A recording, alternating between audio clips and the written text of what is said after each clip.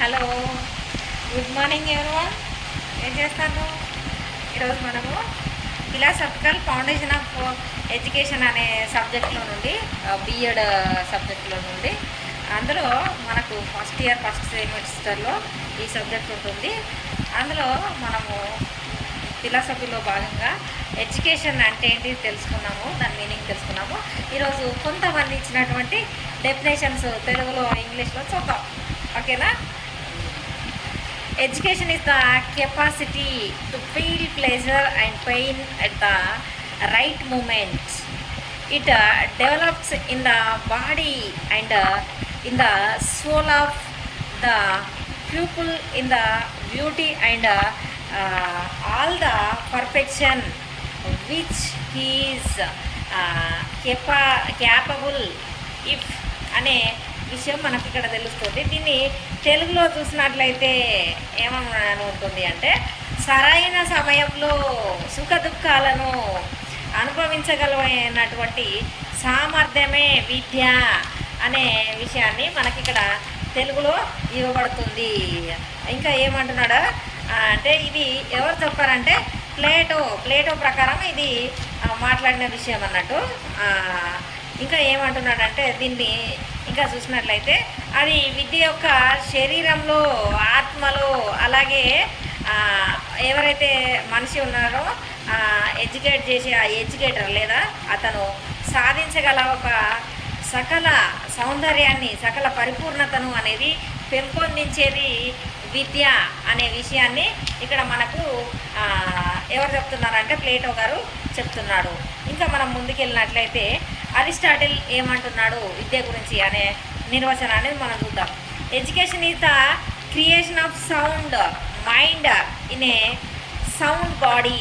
ఇక్కడ అరిస్టాటిల్ గారు చెప్తున్న విషయం ఏంటంటే, ఆరోగ్యకరమైన శరీరంలో ఆరోగ్యకరమైన మనస్సును సృష్టించడమే విద్య అని అరిస్టాటిల్ గారు అన్నట్టు మనకు తెలుస్తూ ఉన్నది. అలాగే మనకు ఇంకొకరి గురించి చూసినట్లయితే ఇక్కడ పెస్టాలజీ అనే ఎడ్యుకేటర్ ఏమంటున్నాడంటే, Pestalozzi defined education as natural, harmonious and progressive development of man's innovate powers. అంటే మానవుని యొక్క సహజ శక్తుల సహజమైనటువంటి సామర్థ్య పూర్వకమైనటువంటి ప్రగతికి గల అభివృద్ధి చెందడమే అని ఈయన నిర్వచించారు. అలాగే మనము ఇంకొక ఎడ్యుకేటర్ని చూద్దాం. కమేనియస్ అనే ఈయన నిర్వచనం ఏముంటుందంటే, development of the whole man. అంటే ఒక మనిషి యొక్క లేదా ఒక పర్సన్ యొక్క సంపూర్ణ వికాసమే విద్య అని ఈయన చెప్తున్నాడు. ఇంకా మనం ముందుకు వెళ్ళినట్లయితే ఎమర్సన్ అనే ఎడ్యుకేటర్ ఏమని చెప్తున్నాడంటే, ఈ తత్వవేత్త చెప్తున్న డెఫినేషన్ ఏంటంటే, కంట్రోలింగ్ ద మైండ్, మనస్సును నియంత్రించడం లేదా నిగ్రహించుకోవడమే విద్య అని ఇక్కడ ఎమర్సన్ గారు చెప్తున్నారు. అలాగే కన్ఫ్యూషియస్ అనే ఎడ్యుకేటర్ ఏం చెప్తున్నాడంటే, realization of the illustrious virtue. It means ఏమంటున్నాడు ఆయన అంటే, విశిష్టమైనటువంటి ఒక సద్గుణాన్ని గ్రహించడం అనేది విద్య అని ఈయన నిర్వచిస్తున్నారు.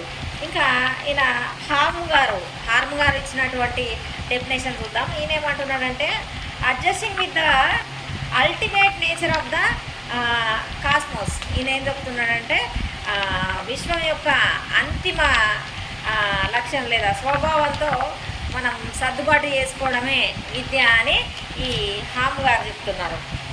అలాగే నెక్స్ట్ విలియం జేమ్స్ అనేది ఆయన ఏం చెప్తున్నాడంటే, William James says fitting the individual to his physical and social environment.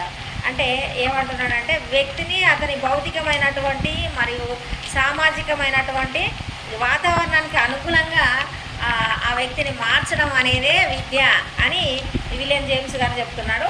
ఇలా వీళ్ళు వాళ్ళ యొక్క డెఫినేషన్స్ ఇచ్చారు. వీలైతే నెక్స్ట్ వీడియోలో ఇంకొన్ని డెఫినేషన్స్తో మనం ముందుకెళ్దాము. Thank thank you everyone.